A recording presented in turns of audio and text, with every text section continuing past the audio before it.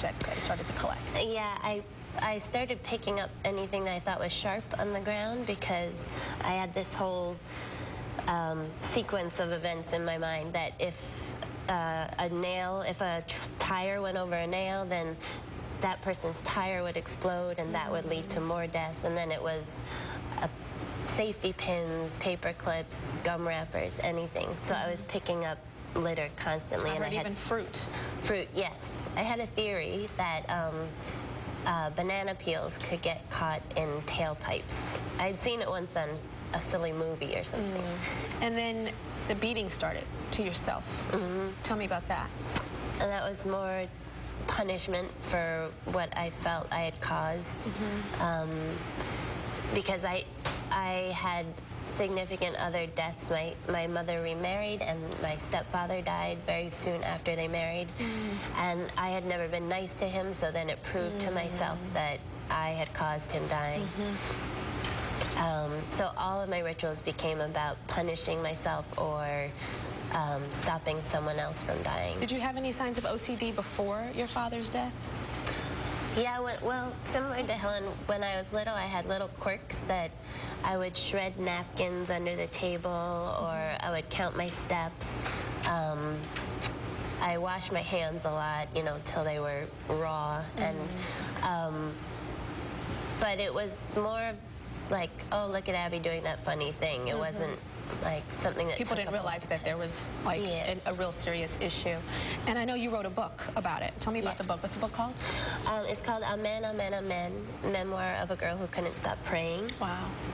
And it comes out this October. And it really recounts. For me, I think many people find OCD to be debilitating or really a struggle, and in many ways it became a survival skill for me. Survival, yeah. When you hear Abby's story, Helen, do you hear similarities? Oh yes, much definitely. How are you doing now, Abby? I'm doing great.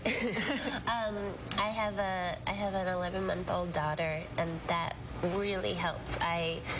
I look at her and I see that, you know, it starts so young, and maybe it's... Is it genetically passed down? You know, I think sure it's yet? still up for grabs. Right. Not sure. Well, thanks, ladies. Thank Okay, you. we'll be right back. You guys, this is so important right now, okay? I want you to just stop what you're doing right now and just please pay attention to the TV. Look at this picture. Stare at this picture. Memorize this picture. This is a 14-year-old girl named Amber Dubois. She left school 7 months ago, and she never came home. And it turns out she never even made it to school, and she has not been seen or heard from since. I'm going to leave this picture up throughout this entire segment, and if anyone has any information on her whereabouts, remember, her name is Amber Dubois. Please go to www.bringhomeamber.com or call the tip line 760-743-8477. Again, that's going to be up the whole time during this segment. Mo and Carrie are Amber's parents, and they say that their daughter would never have run away, and her disappearance has left them devastated. Okay, so Carrie, thank you so much for being here, and I have making sure that picture is there. It's there, the numbers there, everything is there. Take me back to the day when she went missing. It was Friday, February 13th of 2009, and it was a day she was looking forward to for close to a year. She's in the FFA program, and she was... What's FFA program? Future Farmers of America. And for her science class, she was going to adopt a baby lamb. I waited until the very last day to give her the money for the lamb, just to get her more excited about it. And the morning of, I left for work early, and I went in and I said she can have the check, you know, for the lamb, and she was all excited, and she promised me she would take care of the lamb. And I laughed and told her she wouldn't, because I know most 14-year-olds don't take care of their animals. And she said, Mom, I promise. And I went over and gave her a kiss and hug, told her I loved her, and I said I'd come. Sorry. It's okay. I said I'd come home early and we'd go do something.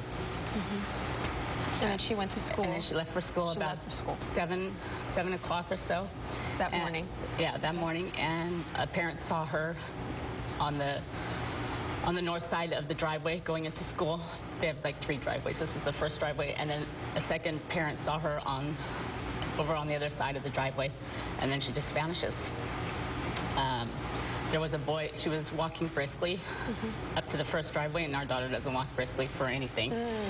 And then a tall kid was seen next door, but we've never been able to identify him. At the same time, a red truck pulls into the school lot, sits for 3 minutes, pulls back out, and we've looked nationwide for the truck. You can't find it. Can't find the truck. So, went to the police. Called the police. What'd they say? They said they'd come to the house. It took them, I think they got there about 7 o'clock. And they were very relaxed. It was very, they were... think she was a runaway? Yeah, they were kind of giggling and I said, I don't understand why you're so calm about this. It's my daughter. And he's like, oh, she'll be back over at the end of the weekend. I said, no, you don't understand. She didn't run away, and he tells me it's the 1 in a million chance she was taken. And I looked at him and I said, this is your 1 in a million. And then what? I understand that she was spotted somewhere else. Allegedly spotted. Allegedly spotted. But they brought the dogs out to follow it, and nothing, never. And nothing. Yeah, Okay. she wouldn't be that close to home and not come home. Okay. What do you want to say right now? Amber, whoever has you, whatever you're being told, whatever's being done to you, we're looking for you. We'll never stop looking for you. And you have to believe you just need to get away. Someone will help you if you just get away. If you just tell somebody you were taken, they will help you. Everybody look at this picture. Remember this face. Remember. Her name is Amber, and if anyone has any information on her whereabouts, please go to www.bringhomeamber.com or call the tip line 760-743-8477. We're going to take a break, and when we come back, we're going to learn some important tips that can help all of us if we ever find ourselves in a dangerous situation like Amber. And hopefully Amber is watching, and she can find out how to get away. We'll be right back.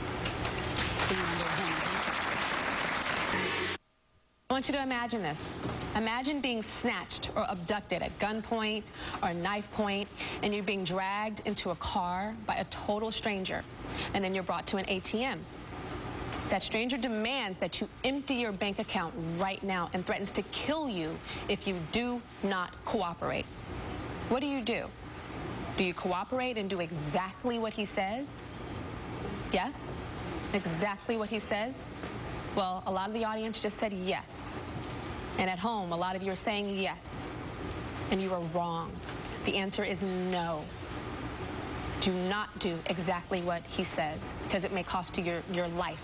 Robin Sachs is a former Los Angeles County District Attorney and author of Predators and Child Molesters, What You Should Know. And she's here to tell us the right way to handle dangerous situations like that. Most of the audience said yes. That they should follow exactly what they say. Why is staying passive and listening to exactly what they say the wrong thing? There is an inclination to want to cooperate, and of course, if there is a situation in which the sole concern is all about property, give me your watch, give me your money, then of course, in those situations, you want to give whatever the piece of property was. But if the situation is that you're at an ATM and they're saying, take out this money, and you're not able to provide exactly what it is that they want, then what you must do is start yelling, start fighting, and causing a ruckus. Okay.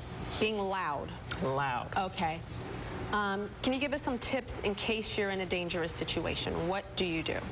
First of all, you are going to want to fight by whatever means necessary. Screaming. Don't scream help. I think many people think naturally screaming help is going to get help, but really the word we want to scream is fire. People respond to fire. And why do people not respond to help? Because I've heard that for so many years. Do not say help. Is it people like help? Ooh, I don't want to get involved. I think that there's that, but I also think help means a lot of things. Oh, so it's not really clear what you mean with help, like help me with my laundry or Got it. help. There's a lot of help. We all can use help. But fire, people call 911 right away. And no matter what, that will register a call to 911. You also say escape. That's right. What we're trying to do is buy time to get out. This isn't about winning a fight or using self-defense in order to kick someone down or anything like that. This is about buying time to get out of there. Every minute is so critical in an abduction situation that fighting, screaming, and yelling all at the same time will make you a moving target and will make it harder for you to get into that car, which could save your life. Okay, and then when escaping, it says escape by any means necessary. That means even if a car is moving, just get out of that car by any means necessary. That's right. You know, a broken bone is one thing. I know we want to protect our body, but being alive is another. So if you have to open up the door and go out of a jump out of a car, you jump out of the car. Once you are in the car and you are locked in the car, your chances of coming back alive are so few and far between that whatever it takes to get out of that point, you want to do. Now, this is something that I think is really relevant right now, especially to young kids, because most of them have cell phones and most of them text. You say set up an emergency text. What does that mean? That's right. So many people want to think of technology as being the enemy, but we can actually use technology as our friend. And one of the things we can use is most phones have a feature called auto text, where you can simply type in your phone in advance several messages. We do it all the time with LOL or K or whatever we want to do, but instead type in help, I'm in danger, call this number, call 911. So with the flick of a button, you can hit you can automatically really fast. And then you say create a code word. What does that mean, a code word? Every person, every family, not just kids, but adults as well, should have a word that signifies help, I'm in danger. And just by mention of that word will signify to another person. So in a situation like Lily Burke that we saw in Los Angeles, if she had had a word prearranged in advance, it would have clued in her family that she was in danger and that this wasn't I'm calling for really how to use the ATM. Got it. I understand that because sometimes your abductor could be in the room when you're on the phone and they'll allow you to call your family, but they're watching to make sure you don't say anything. That's exactly So say your word is la-di-da. Right. Your code word. Right. You know, you could be like, hey, Mom, no, I'm fine. I'm just chilling out here, la-di-da, you know, doing my thing. She'll know my baby's in danger. Somebody's got her. That's right. That's got right. It. Okay. The other thing is hit send. Send is, again, the power of technology. The last time we may be able to have our phone is when we are handing a phone over to an abductor. But you can at least hit send as you do that. And by doing that send, the cell phone sets out pings to the various cell towers, which will at least give the people who are looking for you their last location. Oh, got it. Love that. Okay. Doesn't matter who you're calling. It's not about who you're calling. Yes. It's just to send the signals out. And the last thing is be ready to dial. So, like, what does that mean? When you're walking to your car? What you should do is since we all live with our phones and tend to live with our phones and our head down and our face in our phone, we should do all of those things like we were going to be on the phone, except that when we are in new areas or when we're out in public and we're out on the street, we could have the phone out and be tempted to use it to make social calls, but don't. But be ready to hit that send button if you need to. To have that number, your finger on your auto text number. Be in the position, if you're going to have it out anyway, be in the position to be ready to use it. I like that. If you're walking to your car late at night, if you're on a lonely road or something, and you just be ready to hit that emergency button. Right. These are excellent tips, and some stuff I haven't heard before. Oh, I like that. You know how you kind of hear this dangerous stuff all the time? You're like, yeah, yada, yada, yada. There were definitely things that you said that we learned that are new today, which is so important, especially with how to use technology. We'll be right back.